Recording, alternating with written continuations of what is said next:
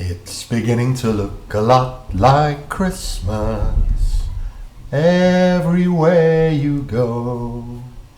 So, it's very definitely nearly Christmas.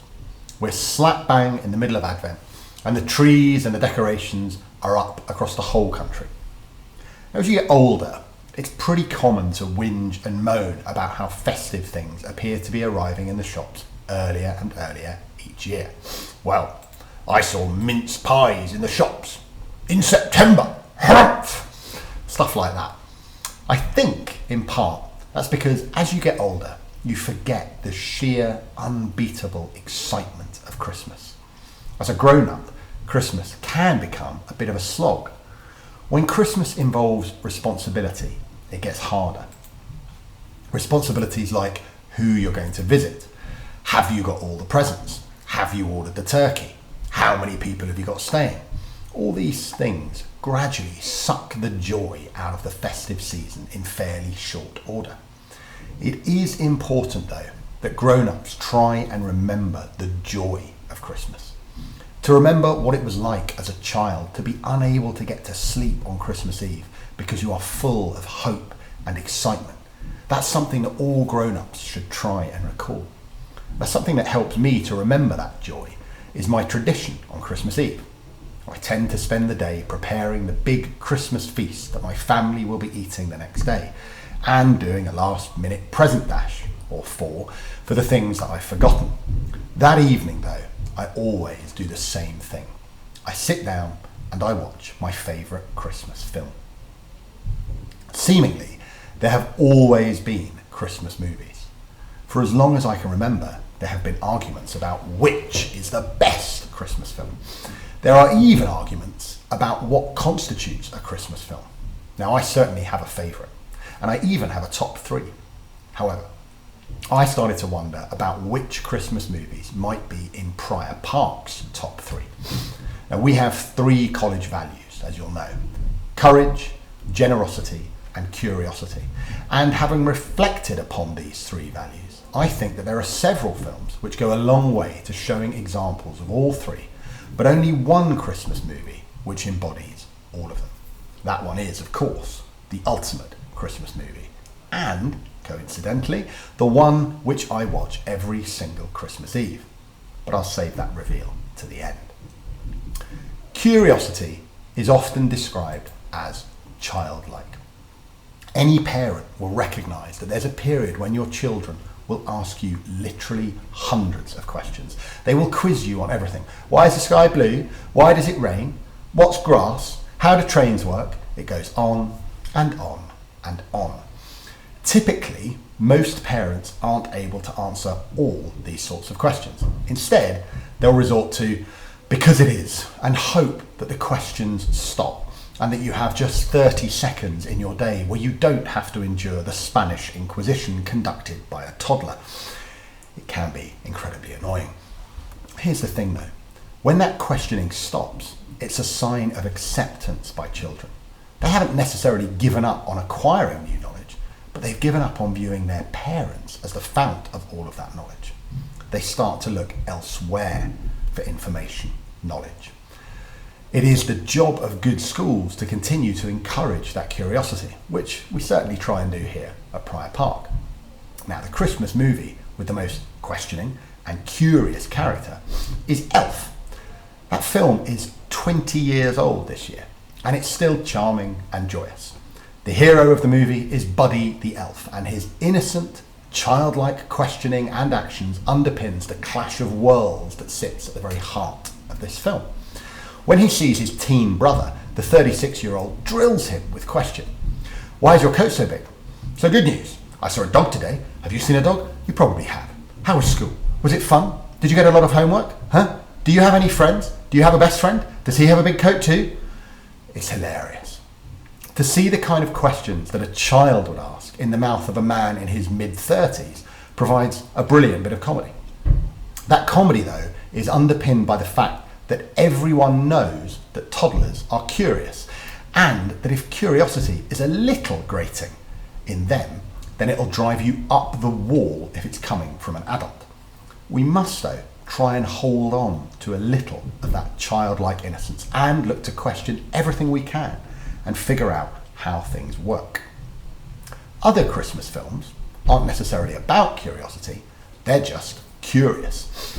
One that has always perplexed me is The Polar Express. Now, it's a film about a young boy who, shamefully, is starting to doubt the existence of Santa Claus. He joins a mysterious train bound for the North Pole to meet the big man and to ensure that he believes in Father Christmas for the rest of his life. It's a lovely, heartwarming film that my kids quite liked when they were younger. It has Tom Hanks in, who might just be the nicest guy in all cinema, and he's playing the conductor of the train and Santa and some other parts. What's not to like? However, despite all of this, it's a film I've always struggled with. The reason for this is that it's a movie with real characters being animated using live action motion capture animation. It looks weird. And the reason for this is a phenomenon known as the uncanny valley. This refers to a disconcerting, strange feeling that human beings experience when we see things that closely resemble humans but fall just short of actually convincing us that they are human. The brain doesn't like it. If we know something isn't human, that's okay. If we think it's convincing as a human, then we're fine. It's the bit in the middle, where it just looks off, that is referred to as the uncanny valley. To me, it feels like the makers of the Polar Express were so curious as to what computers could do that they didn't think whether they should do it. The consequence of an excess of curiosity in that film is that we end up with characters with dead, lifeless eyes and weird movements that look creepy. Now, Christmas, I think we can all agree, should definitely not be creepy. Our second school value is generosity, which comes from a place of love. The Christmas movie which is most associated with generosity and love is probably Love Actually. It's surely a bomb-proof Christmas classic and much loved. The opening scene features a voiceover from, now national treasure, Hugh Grant, stating that, "Whenever I get gloomy with the state of the world, I think about the arrivals gate at Heathrow Airport. Now, general opinion's starting to make out that we live in a world of hatred and greed, but I don't see that. It seems to me that love is everywhere, if you look for it. I've got a sneaky feeling love actually is all around." It is schmaltzy in the extreme. Schmaltz is a great word. It means something that is exaggeratedly sentimental, and it comes from a Yiddish word, schmatz, which refers to liquid animal fat. And it came to be used in the 1930s to describe something that is too soppy. Love Actually is definitely soppy and sentimental.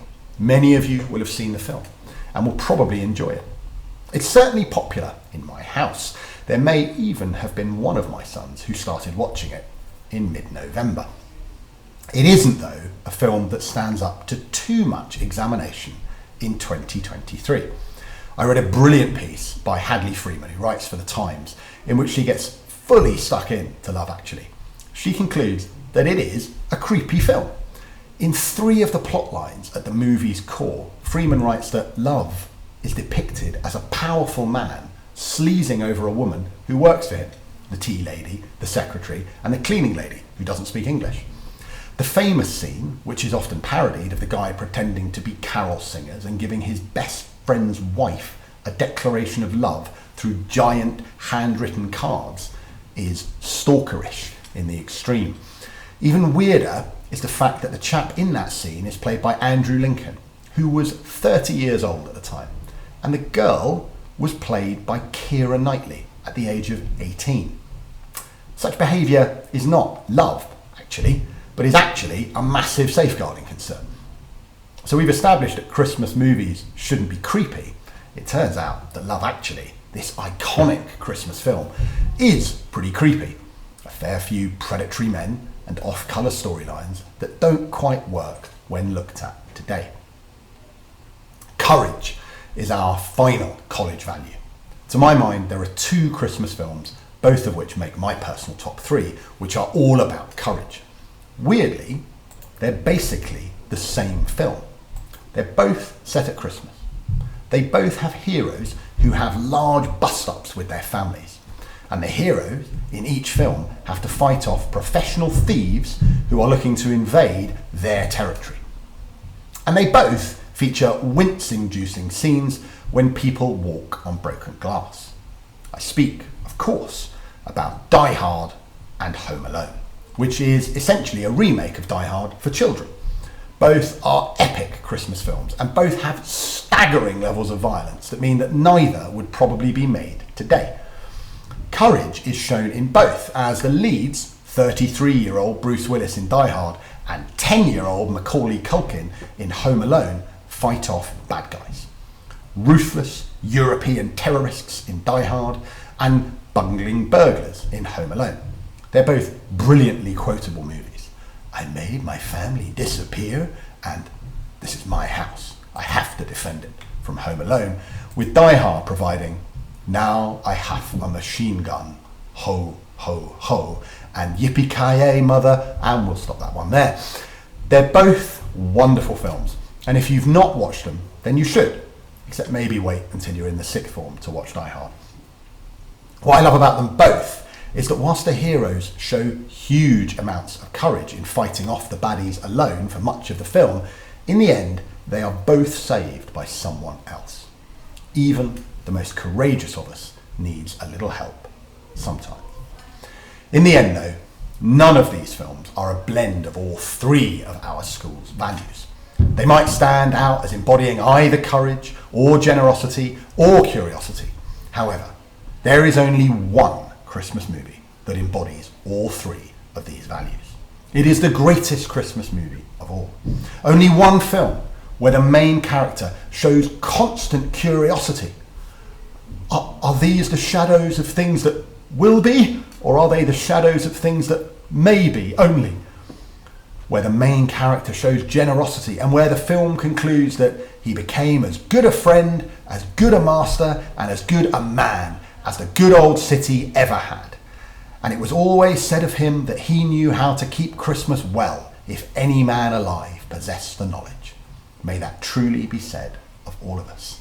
And where courage is shown by a small green frog, when he stands up to his terrifying boss and asks for Christmas Day off work. The only Christmas movie which shows all of our college values to the full throughout the entire film is, of course, The Muppet Christmas Carol. I love this film so much. What makes it a work of genius is that Ebenezer Scrooge is played by the great actor Michael Caine. And nearly every other character is played by a Muppet. Michael Caine said that he would take the part and that he would play this movie like I'm working with the Royal Shakespeare Company. I will never wink. I will never do anything Muppety. I'm going to play Scrooge as if it is an utterly dramatic role and there are no puppets around me. It is a wonderful movie that fills me with joy and makes me feel properly Christmassy. If you haven't seen it, then you should watch it, maybe this Christmas Eve, and fill your heart with Christmas cheer. We will finish with a Christmas prayer and poem all in one. It was written by the great English poet and Jesuit priest Gerard Manley Hopkins. Moonless darkness stands between, past the past no more be seen, but the Bethlehem star may lead me to the sight of him who freed me from the self that I have been. Make me pure, Lord, thou art holy. Make me meek, Lord, thou wert lowly. Now beginning and alway, now begin on Christmas Day. I hope that when the time comes, you all have a wonderful Christmas and display courage, curiosity, and most of all, generosity to all those around you. Thanks very much.